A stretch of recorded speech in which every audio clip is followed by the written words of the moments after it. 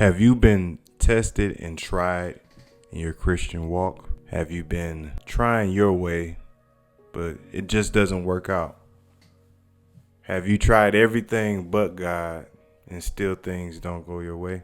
A story for y'all from the Bible where I feel like a lot of people can relate to. The man who wrestled with God.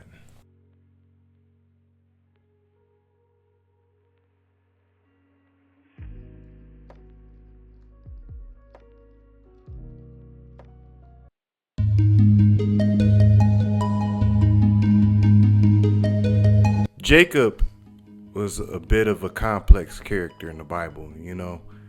If you know the story of Jacob and Esau, that's a whole nother can of worms and a whole nother video I might do. Make a very long story short, Jacob was the younger of the twins, Jacob and Esau. It was always prophesied that the older will serve the youngest. So I want you to remember that. Jacob was always a schemer. He was always a do it my way type of guy. Like he wanted to do things his way instead of God's way most of the time. But he was blessed. He was anointed by God. We're going to get into why that matters soon. So we're going to fast forward in the story of Jacob to where he has his two wives. And my man had two wives out here though. That's funny. But he took his two wives, his 11 sons, and all his possessions, and he sent them away because he was getting ready to basically confront his brother Esau. But that's not the focus of this story. I want you to understand that. Today we're here to talk about the man that wrestled with God, why Jacob had to wrestle with God. What does that mean spiritually? You get what I'm trying to say. Like, we're going to deep dive and analyze what is actually going on in that instance, in that moment, and why it had to happen and the significance of it. So I'm in Genesis 32 if you want to follow along. So before all this happened, Jacob was sending his possessions and gifts to Esau basically. He sent to his brother 200 female goats, 20 male goats, 200 ewes, 20 rams, 30 female camels with their young, 40 cows, 10 bulls, 20 female donkeys, and 10 male donkeys. He divided these animals into herds and assigned them each to different servants. He told his servants, "Go ahead of me with the animals, but keep some distance between the herds." So basically, Jacob is sending his possessions and his peoples, his camp, whatever you want to call it, away, basically to appease Esau, and if not, he wants to save some of them, so he's splitting them up basically. So he's showing that he doesn't have faith in God right here, because literally I think right before this happened, he had like a vision from the Lord that he was going to be okay and everything was going to be okay, but he didn't trust that.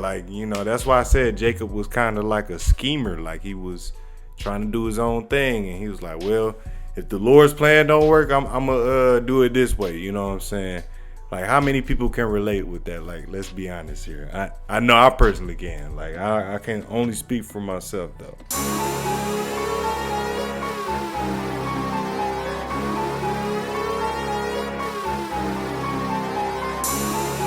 During the night, Jacob got up and took his two wives and his two servant wives and his 11 sons across the Jabbok River with them. After taking them to the other side, he sent over all his possessions. This left Jacob all alone in the camp, and a man came and wrestled with him until the dawn began to break. So a man came and wrestled with your boy. Came and grappled him. Like, imagine like a stranger coming out of nowhere after you just sent your whole livelihood away. Like, what? Like, I'd have been like, I'd have been salty a little bit. Like, I ain't gonna lie to you. Like, I probably would have wrestled him too.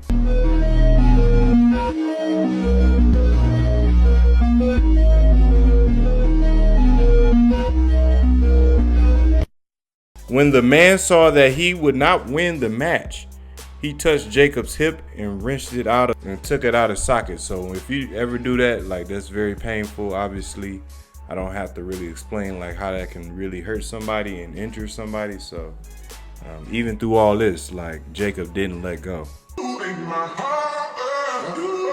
The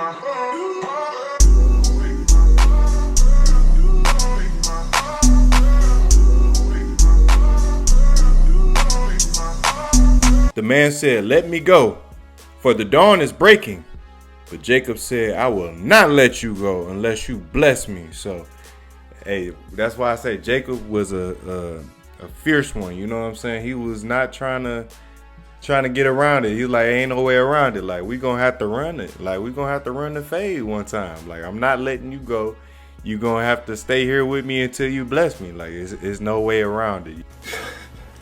That don't work. There's no way out of this one. You're done. "What is your name?" the man asked. He replied, "Jacob." "Your name will no longer be Jacob," the man told him. "From now on, you will be called Israel. You have fought with God and with men and have won." Hallelujah. Imagine that being told by the Most High. Like, that's gotta like send some goosebumps down your spine. Like, you gotta be like, whoa, what am I doing? "Please tell me your name," Jacob said. "Why do you want to know my name?" the man replied. Then he blessed Jacob there.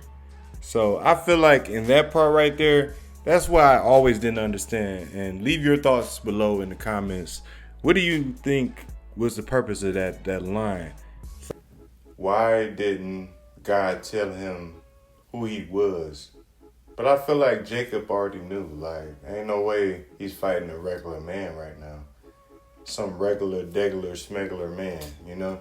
I feel like that kind of symbolically represents our walk with Christ, because we want to know him. We want to know his name. We want to be blessed by him. So we want to know who is blessing us. You know what I'm saying? So I feel like that was Jacob basically being an average Christian. Like, we trying to find out what do we need to do. You know what I'm saying? Like, who are you? You know what I'm saying? Where are you, God? Like, what do I have to do to get blessed? Like, that's how Jacob was in this moment. That wraps it up here for Bible Stories Explained by Shark Out of Water. Hey, if you like this video, make sure you leave a like, a comment, and leave your thoughts below. I know I skipped a lot, and that will be covered probably in a future Bible Explained story. So if you want to see more of that, make sure you comment your favorite Bible chapter and what you want to see me cover next. Hey, love y'all. Y'all be safe. May the Most High bless y'all. And I'll see y'all next time. Peace.